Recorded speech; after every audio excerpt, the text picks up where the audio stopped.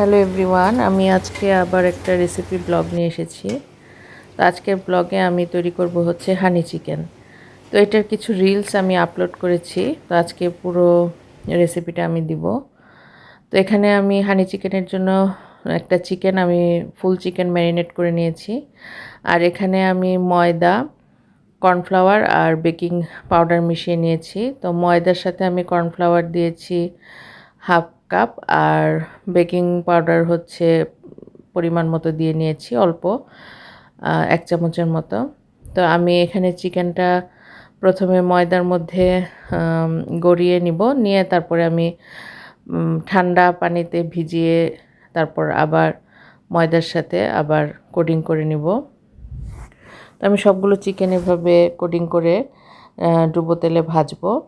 আর আমি ম্যারিনেশনে দিয়েছি হচ্ছে আদা রসুন বাটা, গোলমরিচ, তারপরে সয়া সস আর ম্যাগি সয়া সস দিয়েছি, আর সামান্য ফিশ সস দিয়েছি। তো আমি চিকেনটা এখন তেলের মধ্যে ভেজে নিচ্ছি। তো আমি এই চিকেনটা কিন্তু দুইবারে ভাজবো। প্রথমবার কিছুক্ষণ ভেজে নিব, তারপরে উঠিয়ে নিয়ে আবার ভেজে নিব। দুইবার ভাজবো যেন ক্রিস্পিনেসটা থাকে, কোটিংটা সুন্দর হয়। তো আমি বাকি যে চিকেনগুলো আছে ওগুলো দিয়ে দিচ্ছি। আর আগের চিকেনটা কিছুক্ষণ ভেজে উঠিয়ে রেখেছি।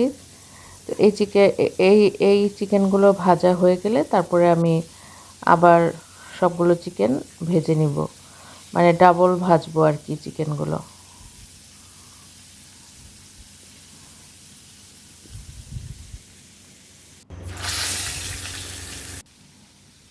তো সবগুলো চিকেন আমি আবার ভেজে নিচ্ছি, ডুবো তেলে ভেজে নিচ্ছি। এখন একদম সুন্দর করে ডিম আঁচে সুন্দর করে ভেজে নিচ্ছি, যেন ভিতরটা সুন্দরভাবে কুক হয় এবং জুসিনেসটা থাকে, মাংসের জুসিনেসটা যেন থাকে।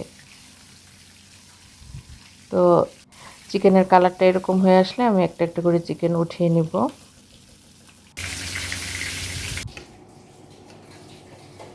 এখন আমি হানি চিকেনের জন্য আমি সসটা রেডি করছি। তো এখানে আমি টমেটো সস দিয়েছি প্রায় 1 কাপের মতো, আর চিলি সস দিয়েছি 1 কাপের মতো, আর দিয়েছি হচ্ছে মধু যে যেরকম মিষ্টি খায় সেরকম পরিমাণ দিতে হবে। আমি এখানে 2 টেবিল চামচের মতো মধু দিয়েছি।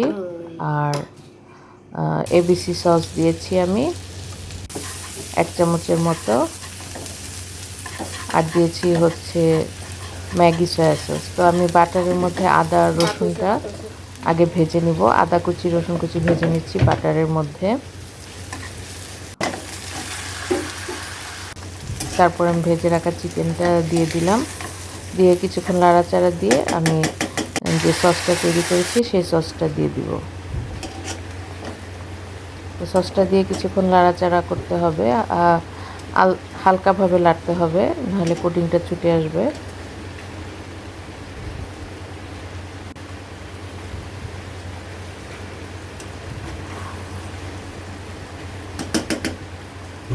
তো আমার হানি চিকেনটা প্রায় রেডি। আমি একটু গ্রেভি রাখবো, তাই একটু পানি দিয়েছি, অল্প, বেশি না। বেশি পানি দিলে আবার চিকেনের কোটটা খুলে যায়।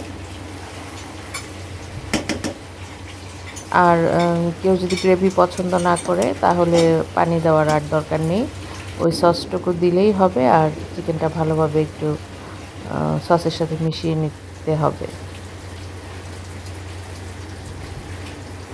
আমার হানি চিকেনটা হয়ে এসেছে, এখন আমি চুলা থেকে নামিয়ে ফেলবো।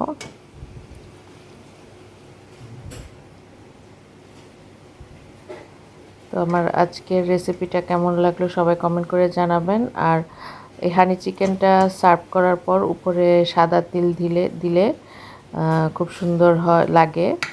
তো সাদা তিল অবশ্য আমার ঘরে নেই, সেজন্য আমি সাদা তিলটা ব্যবহার করিনি। আজকের ব্লগটা এই পর্যন্তই। সবাই ভালো থাকবেন। আল্লাহ হাফেজ।